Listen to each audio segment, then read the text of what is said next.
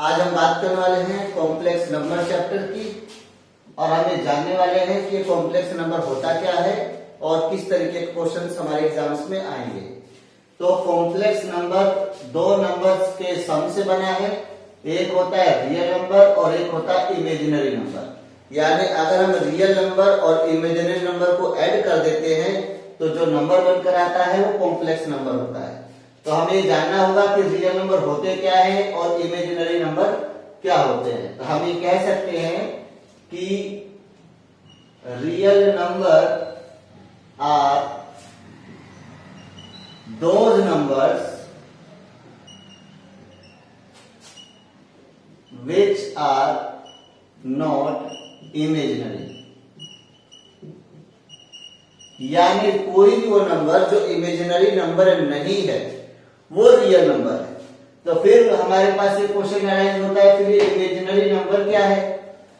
क्योंकि real number वो सारे नंबर हैं जो कि इमेजिनरी नहीं होते, यानी इमेजिनरी नंबर्स को छोड़कर बाकी सारे के सारे नंबर रियल नंबर में काउंट किए जाते हैं। तो कोई भी ऐसा नंबर जो रूट के अंदर माइनस आ जाए या फिर कोई भी ऐसा नंबर जिसके अपोन में जीरो आ जाए, इन्हें हम इमेजिनरी नंबर कहते हैं। इस तरह के जितने भी वैल्यूज होती हैं, चाहे वो रूट में -5 हो या रूट में -16 हो, ये सारे के सारे वैल्यूज को हम इमेजिनरी नंबर कहते हैं। तो ये होते हैं इमेजिनरी नंबर। बाकी जितने भी नंबर होते हैं वो सभी के सभी क्या कहलाते हैं? Real number. और इन दोनों को अगर सम अप कर दिया जाए तो उसे हम कहते हैं कॉम्प्लेक्स नंबर। कॉम्प्लेक्स नंबर को हम जेड से डिनोट करते हैं। तो हम देखें कि कॉम्प्लेक्स नंबर क्या हो सकता है, 3 प्लस रूट में -5। अब हम देखें तो ये वाला नंबर जो है इसे हम कह सकते हैं कि रियल नंबर है, जबकि ये वाला जो नंबर है ये है इमेजिनरी नंबर। और जब हमने इन दोनों को ऐड कर दिया तो पूरा का पूरा नंबर क्या कहलाएगा? कॉम्प्लेक्स नंबर कहलाएगा। अब इस तरह के नंबर्स पर हमारे पास ये चैप्टर क्यों बना और हम इनको किस तरीके से सोल्व करते हैं वो हम जानेंगे इस चैप्टर के अंदर। तो सबसे पहले हम ये समझे कि रूट के अंदर जो ये -5 है, हम इसको दो पार्ट में डिवाइड कर सकते हैं। हम लिख सकते हैं रूट में -1 इनटू में रूट में 5। अब इस रूट में -1 को एक टर्म दिया गया है जिसे बोला गया है आयोटा। तो इसे हम अगर आयोटा बोले और उसे अगर हम इनटू कर दे रूट 5 से, तो हमारे पास वैल्यू आएगी आयोटा रूट 5। यानी आयोटा वाली अगर कोई भी वैल्यू होती है तो उसे हम इमेजिनरी नंबर कहते हैं। सपोज ये मेरे पास है माइनस में 16 का रूट, तो इसको हम लिख सकते हैं रूट में -1 मल्टीप्लाई रूट में 16। तो रूट में -1 को हमने बोल दिया आयोटा और रूट 16 को हमने बोल दिया 4, तो ये क्या हुआ? आयोटा 4। तो कोई भी ऐसा नंबर जिसमें आयोटा लगा हुआ है उसे हम इमेजिनरी नंबर कहते हैं। तो अगर हम इन बातों से ये समझे तो हमारा कॉम्प्लेक्स नंबर हुआ क्या? तो हमारा कॉम्प्लेक्स नंबर होता है, एक होता है रियल नंबर और दूसरा आयोटा के साथ में कोई दूसरी वैल्यू होती है जो होती है इमेजिनरी नंबर। और इन दोनों नंबर के सम को ही हम बोलते हैं कॉम्प्लेक्स नंबर। अभी अभी हमने क्या समझा? अभी अभी हमने ये समझा कि जो आयोटा होता है उसका मतलब होता है रूट में -1। तो फिर ये आयोटा स्क्वायर क्या होता होगा? आयोटा स्क्वायर का मतलब हो गया रूट में -1 इंटू रूट में -1। सो जब हम इसे मल्टीप्लाई करते हैं तो वैल्यू आती है -1। इसी तरह से आयोटा क्यूब क्या होता होगा? तो इसका मतलब हुआ रूट में -1 इंटू रूट में -1 इंटू में रूट में -1। ये दोनों जब हमने मल्टीप्लाई किया तो -1 आया और रूट -1 को अभी आयोटा लिख दिया तो इसकी वैल्यू क्या आई? माइनस में आयोटा। और जब हम बात करेंगे आयोटा की पावर 4 तो इसका मतलब रूट में -1 इंटू रूट में -1 इंटू रूट में -1 इंटू रूट में -1। दोनों को मल्टीप्लाई करके -1 आ रहा है, इन दोनों को मल्टीप्लाई करके भी -1 आ रहा है। तो हमारे पास वैल्यू क्या आ गई? 1। तो हमको क्या ध्यान रखना है? हमें ये ध्यान रखना है कि आयोटा स्क्वायर -1 होता है आयोटा क्यूब माइनस आयोटा होता है और आयोटा की पावर 4 हमको क्या पता होता है 1। अब हम जानते हैं कि कुछ क्वेश्चन जो एग्जाम में आते हैं वो किस तरीके के हो सकते हैं। हमारे पास एक 4 क्वेश्चन है जिन्हें हमें इवेलुएट करना है, यानी इनकी वैल्यूज फाइंड करनी है।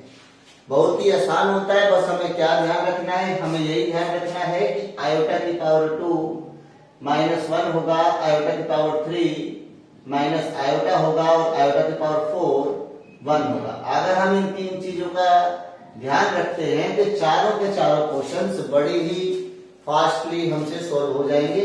जैसे कि हम सोल्व करते हैं और हमने लिया सबसे पहला क्वेश्चन, हमसे पूछा गया है कि आयोटा की पावर 23 क्या होगा।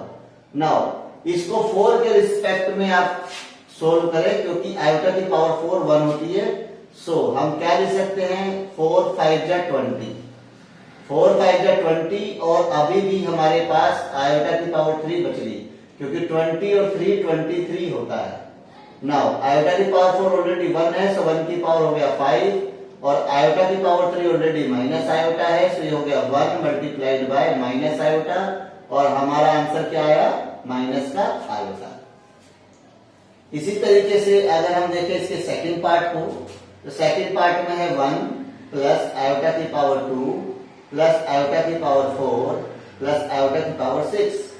1 की वैल्यू हमें पता है, आयोटा की पावर 2 की भी वैल्यू पता है, आयोटा की पावर 4 की भी वैल्यू पता है। 6 को हम क्या लिख सकते हैं, इसको हम लिख सकते हैं 4 इंटू में आयोटा की पावर 2, क्योंकि 4 और 2 मिलकर क्या हो गए 6। अब वैल्यूज पुट कर देते हैं सबकी, तो आयोटा की पावर 2 को हमने लिख दिया -1, आयोटा की पावर 4 को हमने लिख दिया +1, आयोटा की पावर 4 को हमने लिख दिया +1 और आयोटा की पावर -2 को हमने क्या लिखा माइनस का 1। नाउ 1 से तो यहाँ 1 कैंसिल हो गया, यहाँ बच गया 1 और 1 को 1 से मल्टीप्लाई किया, सो माइनस का 1 आया, तो ये भी कैंसिल हो गया और हमारा रिजल्ट क्या आया 0।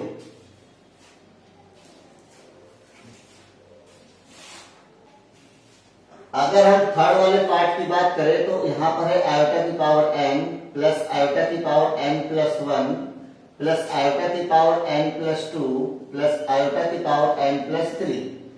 तो हम क्या कर सकते हैं, सब में से आयोटा की पावर n हम कॉमन ले लेते हैं, यहाँ बचा 1, यहाँ हो गया आयोटा की पावर 1, यहाँ हो गया आयोटा की पावर 2 और यहाँ हो गया आयोटा की पावर 3।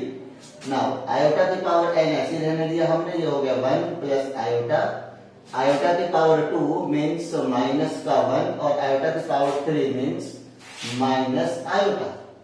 तो 1 से 1 कैंसिल हो गया, आयोटा से आयोटा कैंसिल हो गया, तो आयोटा की power n multiplied by 0 is equal to 0। Fourth part में है माइनस का 2 आयोटा, जिसे हमें मल्टीप्लाई करना है 1/6 आयोटा से। तो नंबर को नंबर के साथ लिखे तो -2/6 हो गया और आयोटा को अगर हम आयोटा के साथ लिख दे तो आयोटा इंटू आयोटा हो गया। ये तो कट गया, 2 3 जा 6, तो -1/3 हो गया और आयोटा इंटू आयोटा क्या हुआ, आयोटा की पावर 2 हो गया, सो -1/3 इंटू आयोटा की पावर 2 क्या होती है, तो आयोटा की पावर 2 होती है माइनस का 1। सो हमारा आंसर क्या आ गया 1/3। इसी तरीके से अगर हम देखते हैं फिफ्थ वाले पार्ट को, तो हमें पर क्या लिखा हुआ है, माइनस का √16 है और फिर 3 है, रूट में माइनस का 25 है और रूट में माइनस का 36 और माइनस में माइनस का 625 है। अब हम इस फिफ्थ वाले पार्ट को कैसे सोल्व करें, तो अगर हम इसके अंदर अपने कॉन्सेप्ट का यूज करते हैं तो रूट में -16 का मतलब हुआ रूट में -1 इंटू रूट में 16 और रूट में -1 का मतलब आयोटा और √16 का मतलब 4। सो इसको हम लिख सकते हैं आयोटा 4। इसी तरीके से इसको हम क्या लिख सकते हैं, तो इसे हम लिख सकते हैं आयोटा 5 और अगर हम इसे लिखना चाहें तो ये हो गया आयोटा 6 और जब हम इसे लिखना चाहेंगे तो ये क्या होगा हमारे पास आयोटा 25। सो ये हो गया हमारा आयोटा 4, ये हो गया हमारा आयोटा 15, ये हो गया हमारा आयोटा 6 माइनस आयोटा 25। इन तीनों को ऐड कर देते हैं तो हो गया आयोटा 25 माइनस आयोटा 25 और ये कैंसिल हो गया। सो हमारा रिजल्ट क्या आया 0। सिक्स्थ पार्ट बड़ा ही इंटरेस्टिंग है, देखते हैं सिक्स्थ पार्ट कैसे सोल्व होने वाला है। हमारे पास क्या लिखा हुआ है सिक्स्थ पार्ट में, तो यहाँ आयोटा की पावर 21 है, 1 अपॉन आयोटा है उसकी पावर 46 है और ये पूरे की जो पावर है वो फिर 2 है। नाउ जब भी आपकी पावर्स इस तरीके से काफी बड़ी बड़ी आती है तो उन्हें हमेशा किसके रिस्पेक्ट में तोड़ना है, आयोटा की पावर 4, क्योंकि आयोटा की पावर 4 1 होती है और वो इसको बहुत ही सिंपल बना देगा। तो हमें क्या करना है, तो हम इसको क्या कर सकते हैं, तो ये हो गया हमारा 4 5 जा 20, एक बच गया वो आयोटा यहाँ लगा देते हैं। सिमिलरली यहाँ भी हम क्या कर सकते हैं 4 इंटू कितना ले जा सकते हैं 11 तक ले जा सकते हैं 44 और 1 अपॉन आयोटा की पावर भी कितना बच गया 2 बच गया और पावर ऑलरेडी हमको 2 पता है। सो आयोटा की पावर 4 1 हो गई। सो ये तो पूरा कैंसिल हो गया, यहाँ खाली आयोटा बच गया। यहाँ भी आयोटा की पावर 4 हो गई तो पूरा का पूरा चला गया हमारा और यहाँ क्या बच गया, यहाँ बच गया सिर्फ 1 अपॉन आयोटा की पावर 2 और ऑलरेडी पूरे की पावर हमारे पास 2 है। सो यहाँ हो गया हमारा आयोटा माइनस 1 अपॉन आयोटा की पावर 2 और पूरे की पावर 2 अभी भी चली आ रही है। सो आयोटा हो गया और आयोटा की पावर 2 क्या होता है, तो ये होता है माइनस का 1। सो हमने माइनस 1 लगा दिया, पावर 2 अभी भी चली आ रही है। ये माइनस और ये माइनस मिलकर क्या हो गया प्लस हो गया। सो आयोटा प्लस 1 की पावर 2 और यहाँ हम आइडेंटिटी अप्लाई कर देते हैं, ए का स्क्वायर प्लस बी का square plus 2 into A into B. So iota square को माइनस 1 लिख देते हैं, 1 के स्क्वायर को 1 लिख देते हैं, प्लस का 2 आयोटा कर देते हैं। तो इससे ये दोनों कैंसिल हो गया और जो हमारा आंसर आया, जो रिजल्ट आया वो क्या आया 2 आयोटा। अब हम बात करते हैं 7th वाले क्वेश्चन की। 7th वाले क्वेश्चन में यहाँ 3 लिखा हुआ है और यहाँ 6 है, फिर प्लस में 6 आयोटा है, प्लस में आयोटा है, फिर 6 है, प्लस में 6 आयोटा है। अगर ये 3 दोनों से मल्टीप्लाई होता है तो ये 18 हो गया और ये 18 आयोटा हो गया। आयोटा इन दोनों से इंटू होता है तो ये हो जाता है आपका 6 आयोटा और ये हो जाता है 6 आयोटा की पावर 2। अब 18 तो 18 ही है और 18 आयोटा तो 18 ही आयोटा है, 6 आयोटा तो 6 आयोटा है। लेकिन आयोटा स्क्वायर क्या हो गया, आयोटा स्क्वायर हो गया आपका क्या -1, तो इसे हमने लिख दिया -6। अब रियल नंबर्स को एक जगह लिख देते हैं, सो 18 - 6 हो गया। इमेजिनरी नंबर्स को एक जगह लिख देते हैं, सो 18 आयोटा प्लस 6 आयोटा एक जगह हो गया। सो 18 में से 6 गया, ये हो गया आपका 12 और 18 और 6 कितना हो गया, ये हो गया आपका 24 आयोटा। तो हम बात करते हैं क्वेश्चन नंबर 8 की। 8 में हमारे पास क्या है, यहाँ है 1/3 माइनस 2/3 आयोटा, यहाँ माइनस में 4 प्लस में 3/2 आयोटा। क्या करते हैं हमने ब्रैकेट ओपन कर दिए, 1/3 माइनस 2/3 आयोटा हो गया, इधर से माइनस का 4 हो गया, माइनस का 3/2 आयोटा हो गया। अब एक काम करते हैं, हम सबका एलसीएम ले लेते हैं, तो हमारा एलसीएम कितना हो रहा है 6 हो रहा है। तो ये कितना हो गया 3 2 जा 6, ये हो गया हमारा 4 और ये हो गया 4 6 जा 24 और ये हो गया 9। अब हमने क्या किया, रियल नंबर्स आपस में सोल्व कर दिए, 2 में से 24 गया तो माइनस का 22, इमेजिनरी नंबर आपस में सोल्व कर दिए तो ये हो गया हमारा माइनस का 13 और पूरे के अपोन में क्या है 6। अब इस 6 को दोनों के अपोन में लिख देते हैं, सो माइनस का 22/6 हो गया और माइनस का ही 13/6 हो गया। यहाँ ये कैंसिल हो रहा है। सो फाइनल आंसर है -11/3 माइनस 13/6 आएगा। अब हम बात करते हैं क्वेश्चन नंबर 9 की। तो इसमें हमें किसकी वैल्यू फाइंड करनी है, 1 माइनस आयोटा की पावर 4। अब या तो a माइनस बी की पावर 4 की आइडेंटिटी हमें पता होनी चाहिए, और अगर हमको वो आइडेंटिटी नहीं पता है तो फिर हम इसको एक दूसरे तरीके से कर सकते हैं, और वो है 1 माइनस आयोटा का स्क्वायर और फिर इसका भी स्क्वायर, 2 2 जा 4 होता है।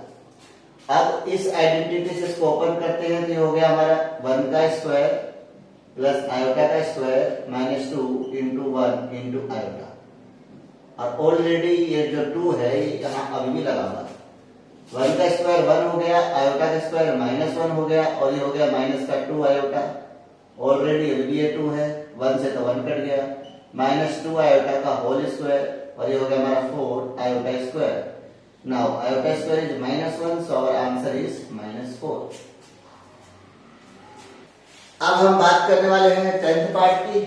तो 10th पार्ट में क्या लिखा हुआ है हमारे पास, 2 + 3 आयोटा की पावर 3। नाउ इसके लिए हमको इसकी आइडेंटिटी का पता होना जरूरी है।